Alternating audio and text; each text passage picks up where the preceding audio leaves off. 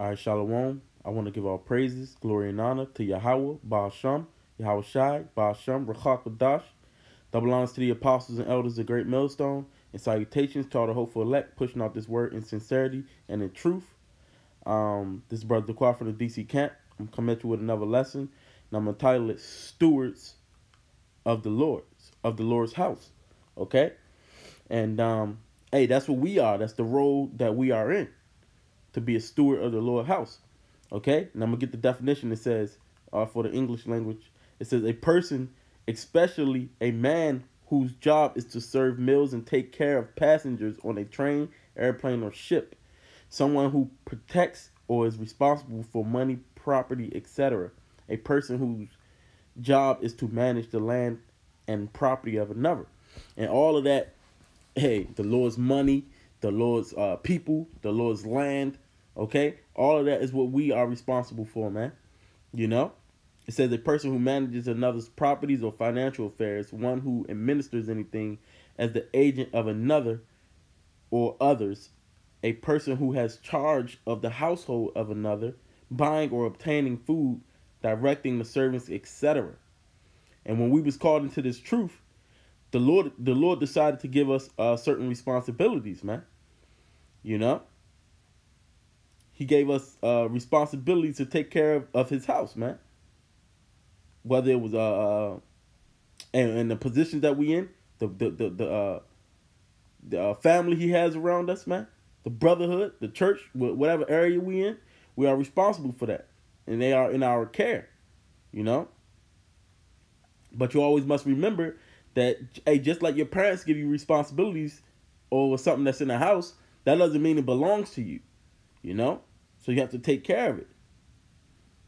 He granted you the responsibility of things that you don't own. You know, so the beginning of this lesson, you have to understand the Lord's ownership and everything. You know? So let me get this scripture. This is Psalms. I'm going to start with this one. Psalms 24 and verse 1. It says, a psalm of David. The earth is Yahweh's and the fullness thereof, the world and they that dwell therein. See? So the whole world belongs to the Lord, man. You know, the whole earth. And that was our job. In the beginning in Genesis, it says we was put there to till the earth, man. You know? Which means we was going to work it and keep it. You know? That's what we was, that was our, that's why the scriptures talk about the whole duty of man. Okay? That's our duty as Israelites, man. But see, the earth was taken from us. You know? So now what we entrusted into? We entrusted into the word, and we entrusted into his people, man. You know? And eventually we're gonna be entrusted into the whole earth, man. And that's what we learned on this side. And that's what this lesson is pretty much about, man. You know?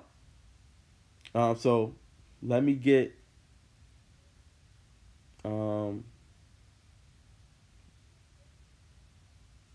Luke. Yeah. Yep. Let me get Luke 12.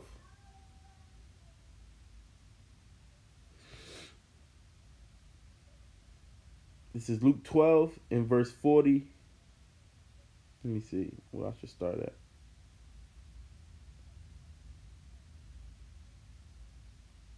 All right, I'm starting from verse 37. Nah. I'm starting from verse 36. It says, and ye yourselves like unto men that wait for their Lord when he will return from the wedding, that when he cometh and knocketh, they may open unto him immediately. And what? That's who we are. We them servants that the Lord has left over his house, you know? But when he come, we want to be able to answer it immediately when he knocketh. It says 37, blessed are those servants, because that's what a steward is, your servant, whom the Lord, when he cometh, shall find watching. Verily I say unto you that he shall gird himself and make them to sit down to meat, and will come forth and serve them. It says, and he shall come in the second watch or in the third watch and find them so. Blessed are those servants. And this know, that if the good man of the house had known what hour the thief would come, he would have watched and have suffered and had not have suffered his house to be broken through.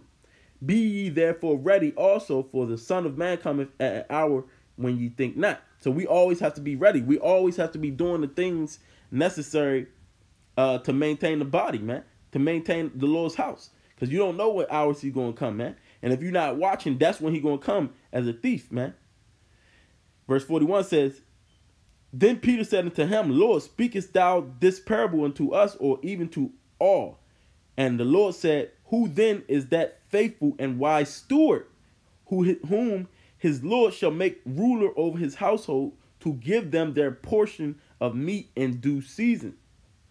Blessed is that servant whom his Lord, when he cometh, shall find so doing.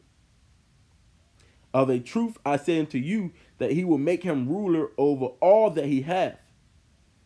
And if that servant say in his heart, My Lord delayeth his coming, and shall begin to beat the men servants and maidens, and to drink, and to eat and drink, and to be drunken, the Lord of that servant will come in a day when he looketh not for him, and at an hour when he is not aware, and will cut him in sunder, and will appoint him his portions with the unbelievers. Right. So, hey, the Lord, when he comes, if you doing well, he gonna appoint to you all that he has, man. You gonna be joint heirs with Yahushua, over the earth, man. With rulership over the earth. But the ones who get wary, because when you first found out this truth and you got this responsibilities, you did, for the most part, a lot of people did the necessary things. They was on fire. But then that enthusiasm, it leaves you, man. And that waiting, the enthusiasm leaves you. You start to get slack. And that's why I said the servant that say in his heart, the Lord delayeth his coming. He started to what? Beat the men servants and the maidens, and to eat and drink as if it was his, man. As if it belonged to him. He forgot. And that's when the Lord gonna come up on him. And then that person is gonna get his portion is gonna be with the unbelievers, man. Verse 47. It says, And that servant which knew his Lord's will, and prepared not himself, neither did according to his will, shall be beaten with many stripes. But he that knew not, and did commit things worthy of stripes, shall be beaten with few stripes. For unto whomsoever much is given, of him shall much be required. And to whom men have committed much, of him they will ask the more. Yeah. So, hey, man, if you know the Lord's will, you're going to be beaten with many more stripes if you don't do what he told you to do. And all of us who was called into this truth, who crossed that line, so to speak, that was actually a part of the camps doing the ministries, if you don't continue, you're going to be beaten with many stripes, as opposed to the one that didn't know his Lord's will. Okay?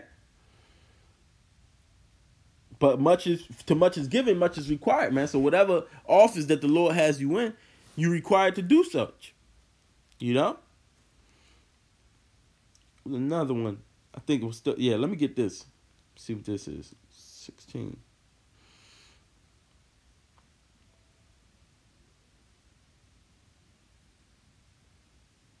Oh. Yeah, I'll get that in a second. All right, so this is Matthew 25.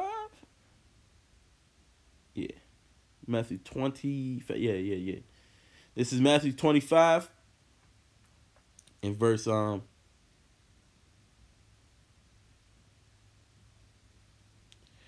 going to start from 20. Well, I'm going to start from 19. It says, After a long time, the Lord of those servants cometh and reckoneth with them. And so he that had received 5 talents came and brought other 5 talents, saying, Lord, thou deliverest unto me 5 talents. Behold, I have gained beside them 5 more talents. And here it goes. This is the money aspect, man. Because it's I start from verse 14. I go back to verse 14. It says, For the kingdom of heaven is as a man traveling into a far country, whom called his own servants and delivered unto them his goods. And that man is Yahushua, man. He went into that far country. He's with the Heavenly Father right now. But he delivered into his servants his goods. And it's their knowledge, man. And he dispersed it. Different men got different talents. One man, he gave 5 talents. Another, he gave 2, and another one he gave 1. Okay, but let me jump back to where I was at. Verse 20, it says, "And so he that had received 5 talents came and brought other 5 talents, saying, Lord, thou deliverest unto me 5 talents. Behold, I have gained beside them 5 more talents. His Lord said unto him, Well done, thou good and faithful servant. Thou hast been faithful over a few things. I will make thee ruler over many things. Enter thou into the joy of the Lord." Right. Because, hey, when you a steward or a manager, because that's also what it is. If you like a manager of a business, you there to help run the business, man. To help it grow. And the same with this. You getting certain talents. You got certain talents, certain gifts that the Lord gave you. You supposed to use it to help it multiply, man, to help it grow. So that's why he said you was faithful over little. He said what did he say? Where was it? Yeah, he said, well done. He called him a good and faithful servant. So you supposed to multiply it. I will make thee ruler over many things. So because you was faithful over a few things, he's gonna make you ruler over many things. And that's when in the kingdom to come, man.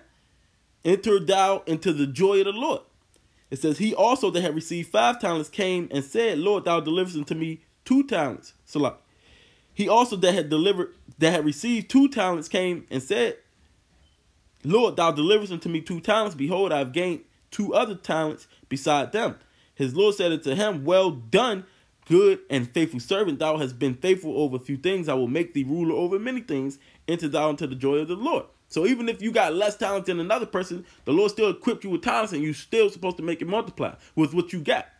And then you're going to be a good and faithful servant. But here's the other one. It says, Then he which had received the 1 talent came and said, Lord, I knew that thou art an hard man, reaping where thou hast not sown, and gathered where thou hast not strawed. And I was afraid, and went and hid thy talent in the earth. Lo, there thou hast that is thine. And hey, he still got what the Lord gave him, but he didn't use it. So he wasn't a good servant. This is what the Lord says. It says, his Lord answered and said unto him, Thou wicked and slothful servant, thou knowest that I reaped where I sowed not, and gathered where I have not strawed. Thou oughtest therefore to have put my money, see, that's how you know the talents is money, to the exchangers.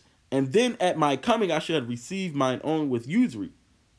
Take therefore the talent from him, and give it to him which have 10 talents.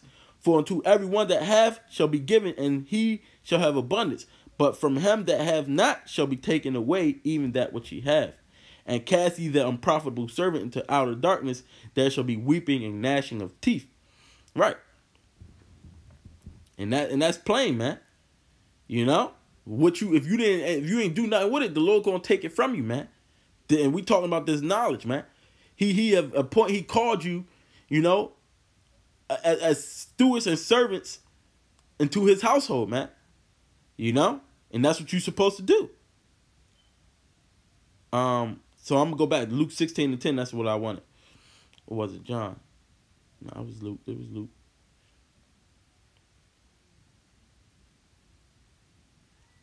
This is Luke 16, verse 10. It says, He that is faithful in that which is least is faithful also in much. And he that is unjust in the least is unjust also in much.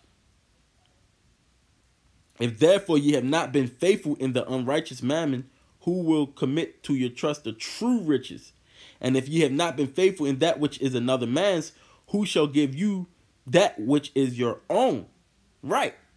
Hey, so if you can't even prove that you was faithful in the little bit that the Lord has entrusted into you now, how then is he going to entrust into you your own stuff in the kingdom? You see?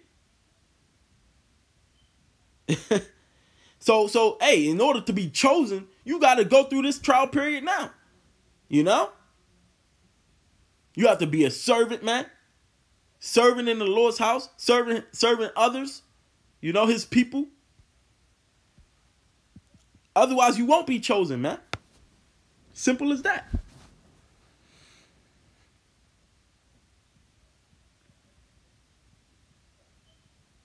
Hey, man, but Our job is to be ministers of the Lord's house, man. Keeping his words, man. Let me get this though. 1 Timothy 3. And okay. This is 1 Timothy 3 talking about being a bishop, which is someone that's given responsibility over the church. But I want to jump down to verse 5. It says, well, I'll start from verse 4. It says, one that ruleth well his own house, having his children in subjection with all gravity. For if a man know not how to rule his own house, how shall he take care of the church of the Most High? Right. So you got to be able to rule your house, man. And parts of the job of a man is to rule his house, man. And if you can't rule your own house, how you going to be able to rule the church of the Most High? If you can't correct your own house, members in your own house, or even your own body, man. If you can't even rule your own body, how you gonna be able? How shall you take care of the church of the Most High, man? You won't be able to. Okay.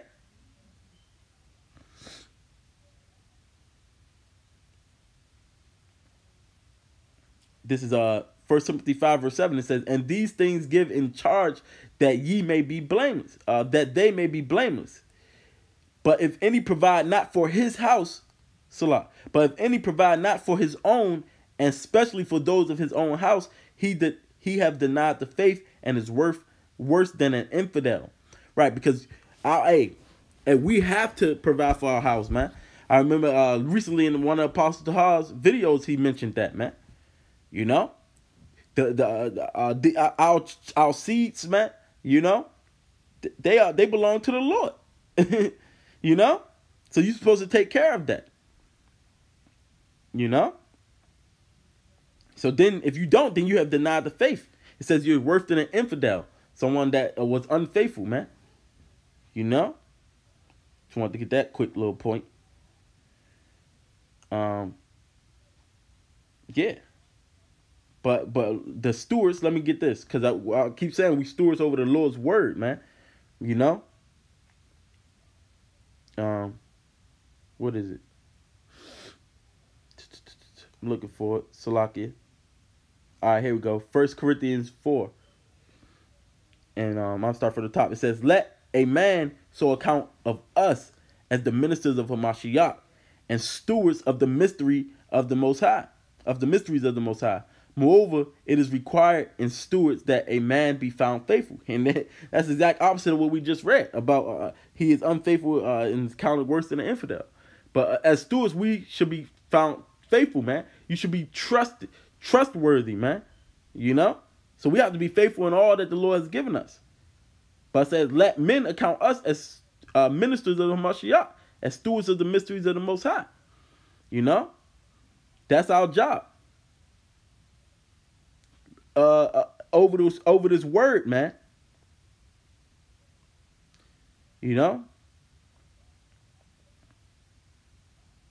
Hey, man, we must be faithful to the discharge that the Lord gave us, man.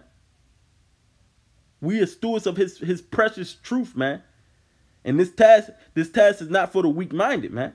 Because the world, it seeks to destroy the truth, man. Even the truth that's in your own heart, man. So you got to preserve it and guard it, man. And pass it to the next person, man. Scripture say the passing of knowledge, that's what love is, man. Love is the passing of knowledge.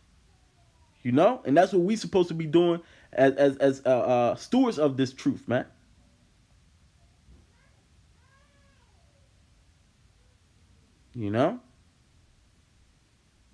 Because you gotta think of the Most High's house. You gotta think of the Most High's house as being, symbolically, it's his people, man. You gotta feed his people.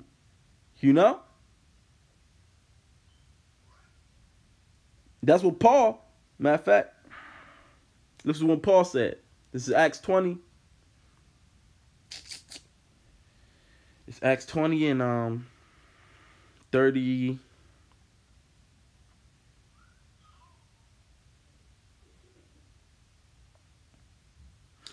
Yeah, this Acts 20 in verse 35, it says, I have showed you all things, how that so laboring ye ought to support the weak, and to remember the words of the Lord Yahushua, how he said, it is more blessed to give than to receive.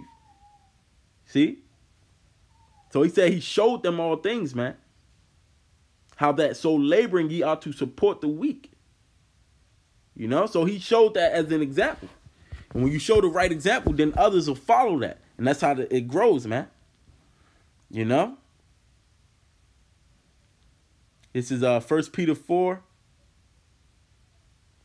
In verse 9. It says, use hospitality one to another without grudging. As every man have received a gift, even so minister the same one to another, as good stewards of the manifold grace of the Most High. So it is again, you know, we're supposed to minister one to another, man. You know, because we have got that gift, man. We've gotten this, the gift of faith, you know, the other fruits of the Spirit, the mysteries, the knowledge of the Most High. So we're supposed to minister. We're supposed to pass it along.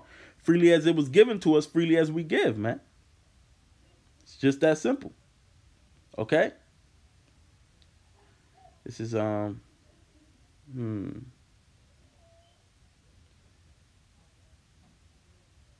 this is Titus 1 verse 7. It says, for a bishop, going back to that, must be blameless as the stewards of the Most High, not self-willed, not soon angry, not given to wine, nor striker, nor given to filthy lucre, but a lover of hospitality, a lover of good men, sober, just, holy, temperate, holding fast the faithful words as he have been taught, that he may be able by sound doctrine both to exhort and to convince the gainsayers. You know? So all those qualities we must have, man, to be blameless. Not self-willed, not doing things out of your own mind, because you got to remember, this belongs to the Lord. Not soon to be angry, not giving it to wine, okay? No strikers, you know? Not giving to filthy lucre, which will pervert your judgment, you know? But you got to hold fast them faithful words, man, that you was taught, so that you can exhort by sound doctrine, the Lord's doctrine, to exhort the gainsayers, to exhort and convince the gainsayers, man. You know? So that's what this truth is about. That's what our job is as stewards, man. You know? Because what? Hey, you got to also understand that you don't belong to yourself, man. Let me get this. 1 Corinthians 6. And this is 1 Corinthians 6. And 18, it says, flee fornication. Every sin that a man doeth is without the body, but he that committeth fornication sinneth against his own body. What? Know ye not that your body is the temple of the Holy Spirit, which is in you, which ye have of the Most High, and ye are not your own? For ye are bought with a price. Therefore glorify the Most High in your body and in your spirit, which are the Most High's. So we belong to the Most High, man. We was created to serve the Most High, man, and to do his will. Okay? Scripture said ye are not your own. Your bodies was given to you for a purpose, man. And we supposed to take care of that purpose, man. You know? So we're supposed to train ourselves for that purpose, man, and devote ourselves to that, man. You know? We are the we are our brothers' keepers, man. We're responsible for watching out for each other, man. You know? And to keep his house, his temple, which is our bodies, man. All of us collectively. You know? So we are accountable for our behavior. You know? Hey, look, man. If we are stewards, man, we call ourselves stewards, then we are servants. You know? And if we are servants, that means we have a master, which means your behavior, your how you serve, you know, you ought to be accountable for that, man. And accountable for all the things entrusted to your care. Whatever the Lord's house, man, that's entrusted into your care. You're in the camp, you got responsibilities such as uploading videos, or, you know what I'm saying, being to camp at a certain time or getting up with brothers, whatever it may be, man. You should do that willingly, man. You know? But that's pretty much all I got, you know. A couple of thoughts that I had. Lord willing, it was an edifying lesson. Till the next one, I want to give all praises, glory, and honor to Yahweh, Ba'ashem, Yahweh Shai, Ba'ashem Rakakadash. Till the next lesson, I want to say Shalom.